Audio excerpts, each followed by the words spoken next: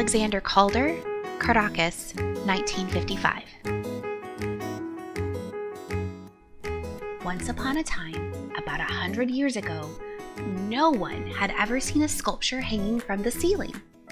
This new idea was invented by Alexander Calder in 1931, and even though it seems like a simple idea today, it was a new, exciting way to view art in the 1930s. How did he come up with the idea? Let's start at the very beginning by learning about Alexander Calder. He was born in 1898 to parents who were artists. His father was a sculptor and his mother was a painter. Even by the age of 11, Calder was creating kinetic sculptures, a type of sculpture that moves or needs movement for a viewer to fully experience it. His first kinetic sculpture was a Christmas present he made for his parents. It was a small metal duck that rocked back and forth when you touched it.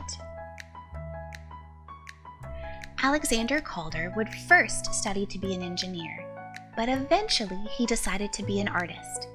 However, his engineering skills would help him invent a whole new kind of sculpture: mobiles.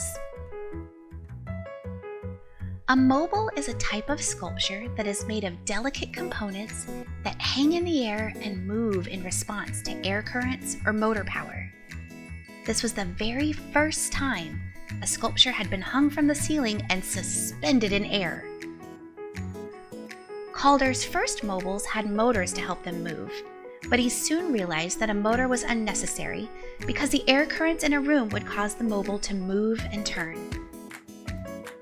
Calder's friend, a French artist named Marcel Duchamp, came up with the term mobile, which means unstable or moving in French. This mobile, Caracas, was made in 1955. It is named after the capital of Venezuela, where it was originally displayed for an exhibition.